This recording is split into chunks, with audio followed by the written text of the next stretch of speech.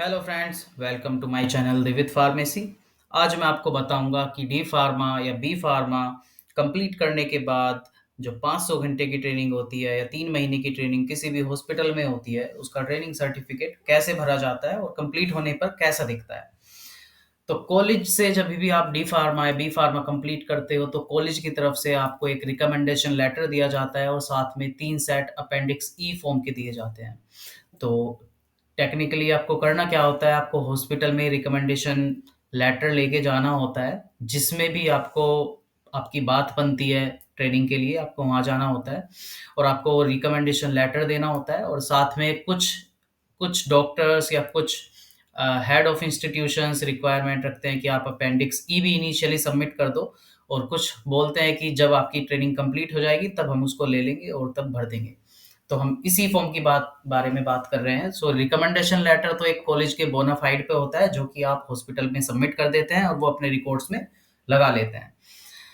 अब होता क्या है, जो अपेंडिक्स ई फॉर्म होता है जिसके 3 सेट आपको कॉलेज से मिलते हैं, उसमें पहला सेक्शन जो होता है वो कॉलेज के द्वारा भरा जाता है और उस पे कॉलेज की प्रिंसिपल के सिग्नेचर होते हैं और स्टैम्प भी लगी होती है। हो सकता है आपको ये फॉर्म फिल्ड ना मिले, सिर्फ सिग्नेचर और स्टैम्प लगी मिले, तो आपको ये खुद भर लेना है। इसमें भरने में कुछ खास कॉम्प्लिकेशन नहीं है। यहाँ पे कैंडिडेट का नाम लिखा जाता है, स्टूडेंट का नाम लिखा जाता है, फादर नेम और उनका एड्रेस जो भी है। इसके बाद आपको करना क्या है, आपको सेकंड सेक्शन में जब भी आप अपनी ट्रेनिंग कंप्लीट कर लोगे, तो आपके जो फार्मासिस्ट हैं या आपके जो भी हेड ऑफ इंस्टीट्यूशंस हैं, वो शायद आपसे बोल सकते हैं कि इसको फिल करो या वो आपसे पूछ सकते हैं कि क्या परफॉर्मा है, किस तरह से फिल करना है। हो सकता है कोई वहाँ पे क्लर्क फिल कर दे, तो आपको काफ़ी सावधानी बरतनी है कि वो बिल आपका जो अपेंडिक्स ई फॉर्म है वो बिल्कुल सही से भरा जाए। क्योंकि अगर ये खराब हो गया, आपको वापस से कॉलेज जाना पड़ेगा, फिर दोबारा से प्रिंसिपल की मोहर लगवानी पड़ेगी, सिग्नेचर लेने पड़ेंगे। तो वो एक बहुत लंबा प्रोसेस हो जाएगा, आपको चक्कर काटने वाला काम हो जाएगा। तो आपको बड़ी ही सावधानी से उनको बताना है कि आपको यहाँ पे स्टूडेंट का नाम लिखना है और यहाँ पे जिस फार्मासिस्ट के अंडर में उन्होंने ट्रेनिंग की है, उन फार्मासिस्ट का यहाँ पे नाम आएगा और जो भी हॉस्पिटल का नेम है और इंस्टीट्यूशन का नेम है, यहाँ पे उस इंस्टीट्यूशन का नेम आएगा। जैसे हमारे केस में हमने प्राइमरी हेल्थ सेंटर मोरना से ट्रेनिंग की थी, तो हमने उसका एड्रेस यहाँ पे डाल दिया है। और दूसरा सेक्शन सेक्शन जो होता है वो कंप्लीटली जो स्टूडेंट है या स्टूडेंट फार्मासिस्ट है उसके लिए होता है, वो खुद भरता है और उसी के यहाँ पे सिग्नेचर होते हैं। तो देखोगे आप स्टूडेंट फार्मासिस्ट पे सिग्नेचर भी स्टूडेंट के ही हैं।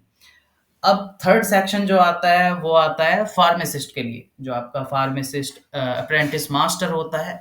सो जो हॉस्पिटल में जिनके अंडर में आप ट्रेनिंग करते हो फार्मेसी की, उनका यहाँ पे नेम होगा और वो एक्सेप्ट करेंगे दैट कैंडिडेट ने जो भी है ट्रेनिंग की है उनके अंडर में, और वहाँ पे उनका नाम लिखा जाता है और इंस्टीट्यूशन की मोहर लगती है। हो सकता है फार्मासिस्ट के पास अपनी भी मोहर हो, बट क्या होता है काफ़ी सारे प्राइमरी हेल्थ सेंटर में फार्मासिस्ट के पास कोई मोहर नहीं होती है, तो उस केस में यहाँ पे जो पीएचसी है उसकी मोहर लग जाएगी। जैसे मेरे केस में यहाँ पे प्राइमरी हेल्थ सेंटर की मोहर लगी हुई है और यहाँ पे सिग्नेचर हो रखे हैं फार्मासिस्ट के।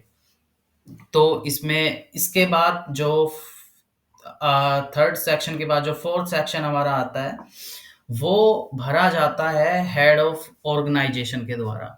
सो किसी में हो सकता है आप पीएचसी से कर रहे हो या सीएचसी से कर रहे हो, तो वहाँ के जो भी हेड हैं प्रभारी चिकित्सा अधिकारी, उनकी यहाँ पे सिग्नेचर होते हैं और मोहर लगती है।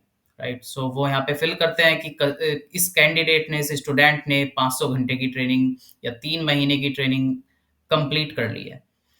उसके बाद जो फिफ्थ सेक्शन होता है वो अगेन स्टूडेंट का होता है। स्टूडेंट खुद बोलता है, उसमें लिखता है आई certified that candidate name has completed that training in under all such regulations। so उस पे भी प्रिंसिपल की मोहर एंड सिग्नेचर होती है। सो ये भी आपको प्रीफिल्ड मिल जाता है काफ़ी इंस्टीट्यूशंस से, और कुछ इंस्टीट्यूशंस नहीं देते हैं इसको एडवांस में फिल करके। तो जब आपको ये मिल जाता है तो आपको वापस से कॉलेज आना पड़ता है और यहाँ पे सिग्नेचर लेने पड़ते हैं।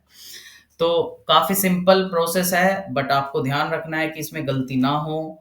अगर गलती होती है और आपको प्रिंसिपल या कॉलेज की तरफ से एडवांस में सिग्नेचर मिल गए हैं, तो आपको वापस जाना पड़ सकता है। अगर नहीं मिले हैं, then that is good, right? So काफ़ी सिंपल प्रोसेस है इसको भरने का। आप देख सकते हैं, मैंने आपको दिखा दिया है।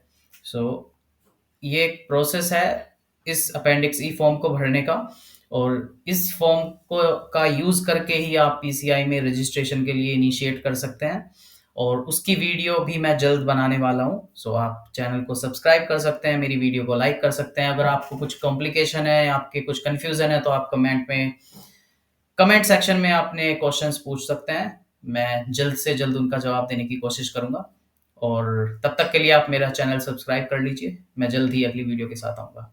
धन्यवाद।